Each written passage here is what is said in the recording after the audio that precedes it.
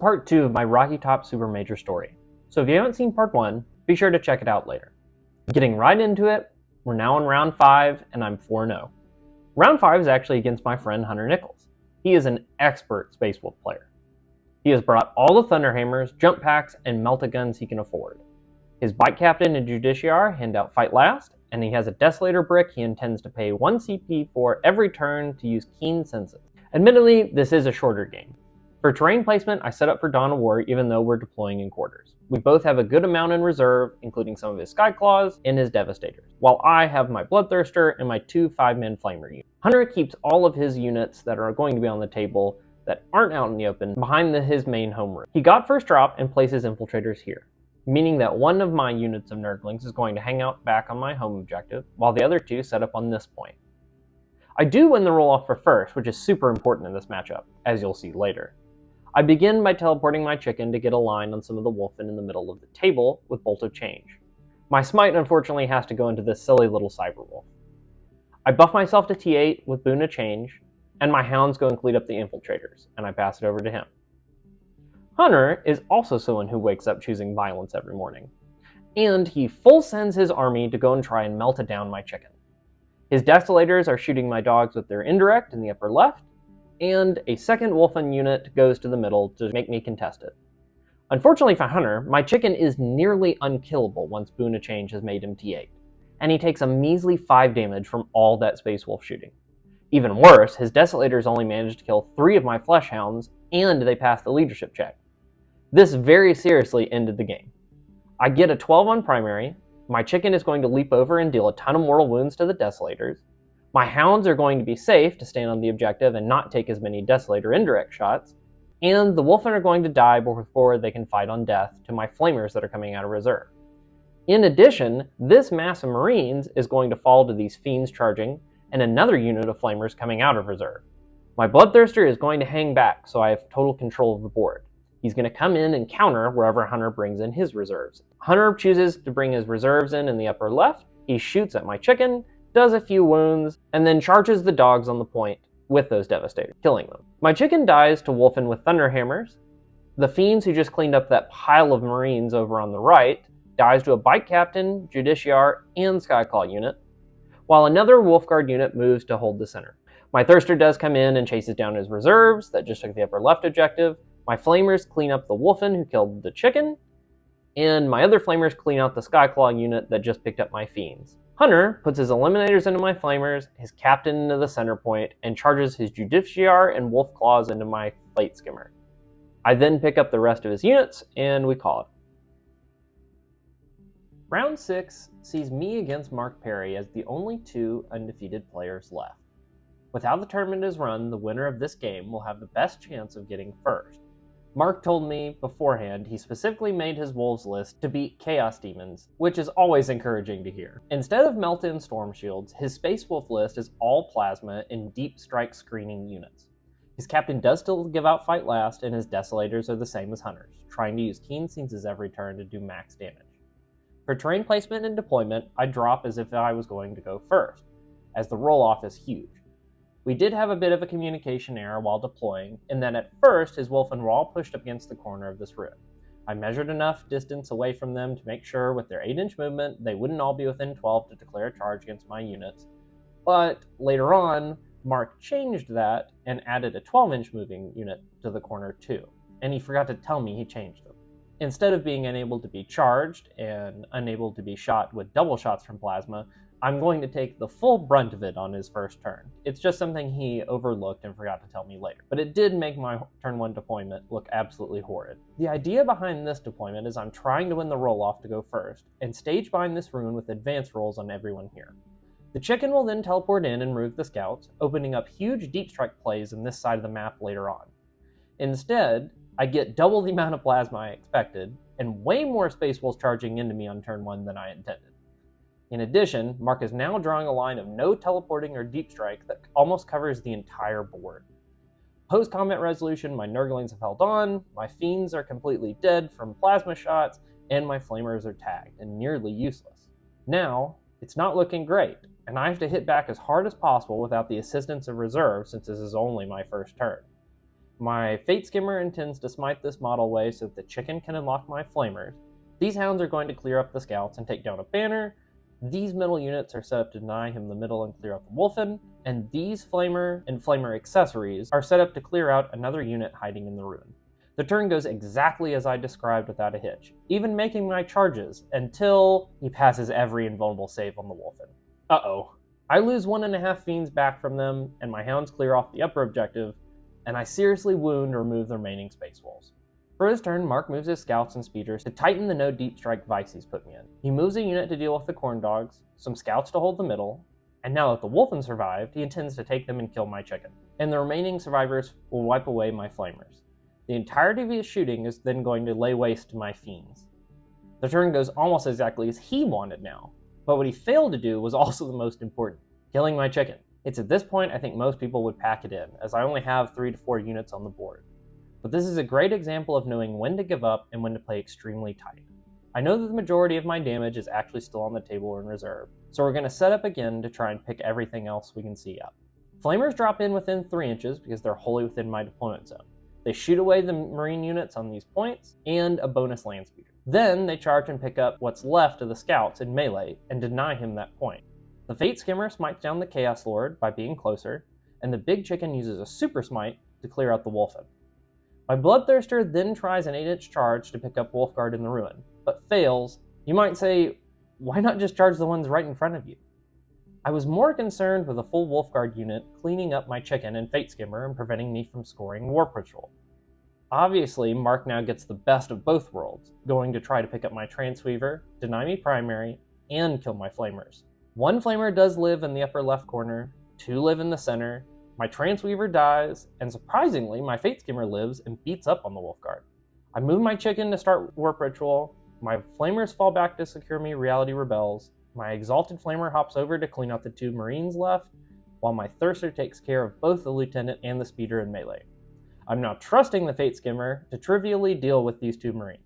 Unfortunately for me, my Exalted Flamer whiffs on everything and then dies. Fortunately for me though, after my chicken deals a boatload of mortal wounds to these Desolators, they all run to morale. But, again, unfortunately for me, my advance rolls on my Thirster to hold my home objective, and my Fate Skimmer to advance and hold the middle are just a little short of actually getting them there.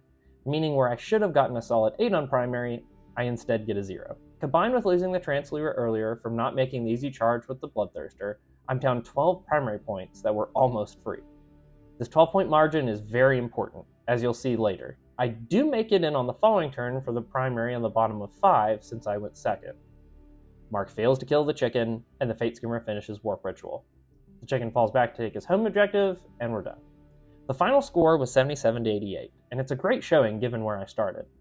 And it's a good example of keeping strong when you know your playmakers are left on the table or in reserve. It's more important when you consider we lost by an easy 12 primary points that we could have kept, which would have allowed me to win 89 to 88. What a wild game. It should be noted that while I did lose to Mark that day in 40k, I did get to beat up on him later in card games. Sometimes you gotta go and pull out the victories where you can get them. We come back the next day, and I'm playing one of my good friends and fellow Death or Glory Baywatch member, Jeremy, on his infamous Custodes. I did assist Jeremy with the overall choices in his list and some of his tech pieces. He's got a shooting and mobility focused Custodes list made specifically for player-placed terrain. It's got great play into anything your opponent can throw at you, and still has reasonable secondary choices, despite Custodes' limited options. For deployment, I set up very defensively, and I reserved the Bloodthirster and 2 5-man Flamer units, knowing that I can passively outscore Custodes and he'll have to come to me to win. When he does, it will open up holes in his backline due to Custodes' lower model count. Or, it will give me the opportunity to shoot his bikers with my Flamers, which will be a key moment of the game. Jeremy does win the roll-off and goes first. He knows exactly what I just described as my battle plan, and he pushes every unit forward to set up for his following turn to do the most damage as possible. He doesn't waste resources screening out my deep strike because he's confident about hitting me with everything next turn. Knowing Jeremy is set up to blitz me, I immediately throw away a corn dog unit to charge a palace for the movement required to block out his bikers from landing there. My Nurglings and Fiends do the same thing, with the Fiends charging the other palace, and I load the Fiends up with Delightful Agonies and prepare to just hold on. When my fiends charge this palace on the bottom, he does choose to Hurricane his captain here instead of up top. I think this is probably a mistake, but Jeremy didn't know how tanky the fiends were, and didn't expect to care about the corn dogs so much. For his turn, Jeremy shows me that he intends to blitz me. He was entirely unprepared for just how tanky those fiends were, and they continue to be tanky. And with some superb rolling on my part, I only lose 3 models from his entire shooting phase. The charge phase sees my corn dogs miraculously live again with some good rolls on my part, and deal a little bit of damage to a biker. Also, we can't forget about these 2 all-star Alaris that are hiding perfectly under this makeshift forest and scoring behind enemy lines. I think this moment here is the biggest turning point of the game in terms of tactics. What I would have liked to have seen Jeremy do is delay his engagement a turn, and instead of blitzing on this turn, back up and actually start screening my deep strikes behind him now. The goal in moving forward was just to show me that he could be aggressive and get me to come out and respond to it. But when I actually do, he should move back, take his free shots, and really limit where my flamers can come in to do damage next turn. But back to the actual game, now that I've defended against Jeremy's turn 2 aggression, it's time for me to counterpunch and focus those bikers down. My Bloodthirster and 4-man flamer unit that was hiding behind this wall come out to pick off the Alaris in the palace. The rest of my flamers and psychic are all going into the 2 biker units, as they're my number 1 priority. My annoying Nurglings are going to go gum up this tank, and my fiends are either going to push for his backfield objective by swarming these Witch Seekers, or go backwards if I don't manage to kill off all the bikers here. My chicken intends to smite away his lone Inquisitor after teleporting, and then charge this palace to deny him the point. My plan goes almost perfectly, except for this one palace, who I roll 4 ones to wound on, and Jeremy gives me a little taste of my own medicine, and rolls 5 5-up invulns to completely blank my Bloodthirster. My fiends have now tagged the last tank, and I'm confident, despite that palace, that Jeremy doesn't have the ability to harm me enough before I take care of his units.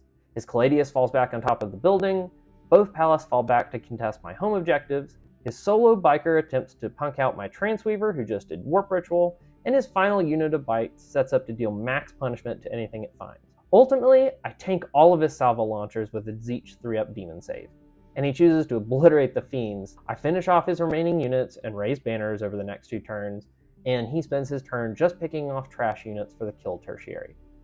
Round 8 has us against Ulthwé Eldar, which also cleverly tacked into beating up on demons. If we can win this one, we'll claim 2nd place and guarantee our spot in the Warhammer World Championships, as Mark Perry already has a golden ticket invite. For his list, between the 2 Phoenix Lords and 5 support weapons, all with massive leadership stats, it's going to be hard for me to get any angles on him for deep striking. His list leans hard into small units who are going to be receiving buffs, and OBSEC, who are going to narrowly kill my own unit. For the gameplay, I don't actually have much to say. I was extremely aggressive and threw everything into him as fast as possible. Generally, I like this plan against Eldar, of any variety, but more importantly, Ulthwé doesn't usually have damage to deal with you in time. Ultimately, his list construction to force demons away by planning Karandris here, Baharoth here, and a support weapon here meant I could never teleport or bring in reserves to get angles or charges on. There were 2 critical moments in this game. The first was my stack of fiends behind this wall. There was no space for Baharoth to fit to engage them, but his D-cannons managed to shoot away exactly 2 fiends with some solid rolling on his part and poor rolling on mine. This gave Baharoth exactly enough space with a Fate Die charge to get into the fiends. With 12 wounds remaining on my fiends, with a 5-up invul save and a 5-up Feel No Pain from Delightful Agonies, I was feeling good about them living. But Baharoth managed to get 9 hits off 6 attacks due to his explosions, the anti-Slanesh Eldari strat, and converted all of those to wounds. I managed to fail 9 of those 5-up invuln saves, and then all 18 of those Feel No Pain. And with that, my fiend unit was wiped out. It was quite unexpected. The second moment was when, in his first round of shooting, he did 12 damage on my hard-to-kill chicken. This was more than anyone in one round in the tournament. My chicken didn't take any mortals, or fail any saves against the D-cannon. Instead, he failed 4 2-damage 3-up saves, and 4 1-damage 3-up saves, all almost in a row. This allowed him to finish off my chicken exactly to the wound in the following melee phase, when I pushed my chicken further into his lines. The final nail in the coffin was actually the mission. Him going second on this mission meant he was able to throw OBSEC on all my home objectives at the end for a massive primary swing. Big props to Kyle, he played great, and all the best to him as he heads off to the first Warhammer World Championships. In the end, I finished 8th and best Chaos Demon.